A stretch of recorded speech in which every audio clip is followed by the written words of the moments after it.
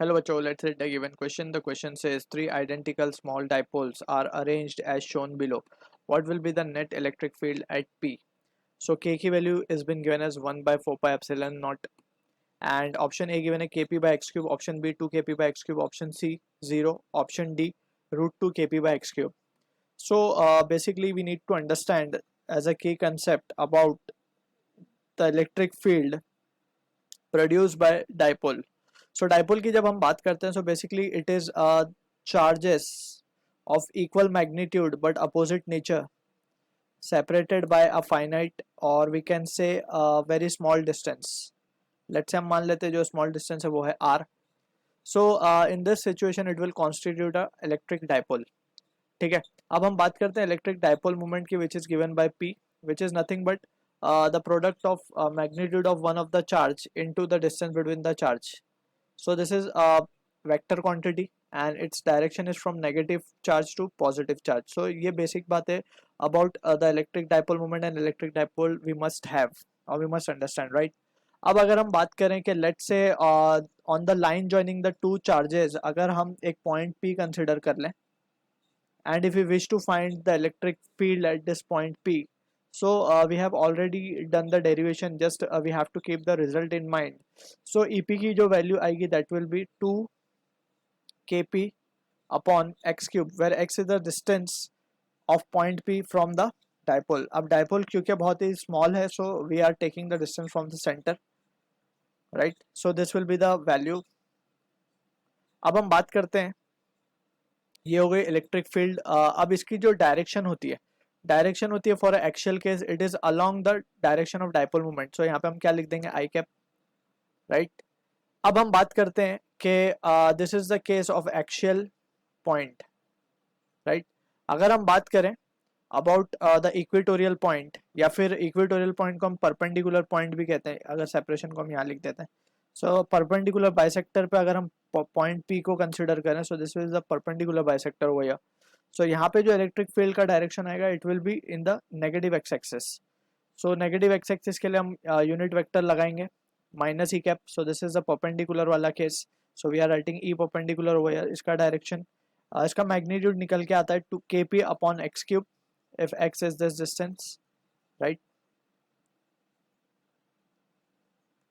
If x is this distance and यहाँ पे जो magnitude है we can say it is half of the axial case, and इसका जो electric field, net electric field का direction है वो along negative x axis है, क्योंकि यहाँ पे हम देख सकते हैं इस पे electric field positive negative charge की वजह से इस तरफ होगी, positive charge की वजह से इस तरफ होगी, right? So net electric field का direction towards left होगा.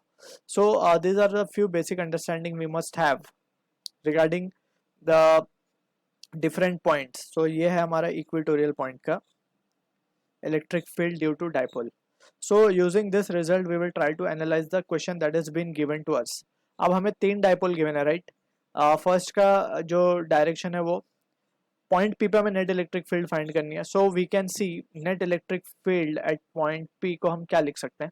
अब यहाँ पे हम देख सकते हैं कि 3 डाइपोल की वजह से फील्ड आने वाली है P पे. अब P जो है अगर हम इसको नाम दे दें, ये फर्स्ट डाइपोल है हमारा, दिस इज सेकेंड और this is third. So first और सेकेंड के लिए P पॉइंट कैसा है, इक्वेटोरियल पॉइंट है. सो ये वाला केस लगेगा यहाँ पे, right. And for third it is axial point. Clear है.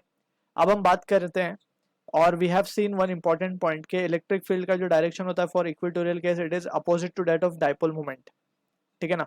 सो पॉइंट P को अगर हम यहाँ पे ड्रॉ करके देखें, सो पॉइंट P पे due to one electric field का डायरेक्शन यहाँ होना चाहिए, अपोजिट होना चाहिए जैसे हमने डिस्कस किया, और due to two again it will be in the same direction, क्योंकि हम देख सकते हैं कि 2 का डायरेक्शन भी डायपोल का it is towards right, P का डायरेक्शन टुवर्ड्स राइट है. सो जो इलेक्ट्रिक फील्ड का डायरेक्शन होगा वो टुवर्ड्स लेफ्ट आएगा. अब बात करते हैं दिस ड्यू टू 3 का डायरेक्शन इस तरफ है, सो एक ही इलेक्ट्रिक फील्ड का डायरेक्शन इस तरफ आएगा, राइट. सो जो नेट इफेक्ट आएगा we can say it has to be E bar plus E1 bar plus E2 bar minus E3 bar. Simple, just यही करना होगा हमें. And as we have to just calculate the magnitude, right, what will be the net electric field on this, we are interested in calculating that. So हम क्या लिख सकते हैं यहाँ पे. So we can say therefore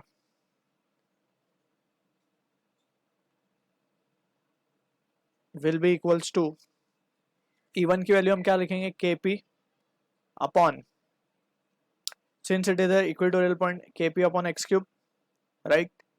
and यहाँ पे we can see this value can be substituted, और जस्ट हम इसको अभी फिलहाल के लिए तो प्लस कर रहे हैं, जब हम वैल्यूज वेक्टर के साथ लिखेंगे तो we will put a negative sign. So यहाँ पे नेगेटिव साइन आएगा, राइट, क्योंकि ये है अलोंग, हम मान लेते हैं कि it is along negative X axis. तो नेगेटिव एक्स एक्सिस का जो यूनिट वेक्टर है वो है प्लस आई कैप, माइनस आई कैप, और पॉजिटिव एक्स एक्सिस का जो यूनिट वेक्टर है वो है सिर्फ आई कैप. सो अगेन E2 का भी वही मैग्नीट्यूड आने वाला है, सो इसको हम ट्वाइस कर देते हैं, और प्लस ऑफ E3 का जो आएगा वो आएगा just 2 KP upon X cube, and it will be in along the I cap, right. So यहाँ पे हम देख सकते हैं कि ये वैल्यू कट करके क्या हो जाएगी, 0. सो मैग्नीट्यूड की अगर हम बात करें, so electric field at point P it's coming out to be 0, जो कि मैच होगा ऑप्शन सी के साथ. I hope you understood the solution. All the best.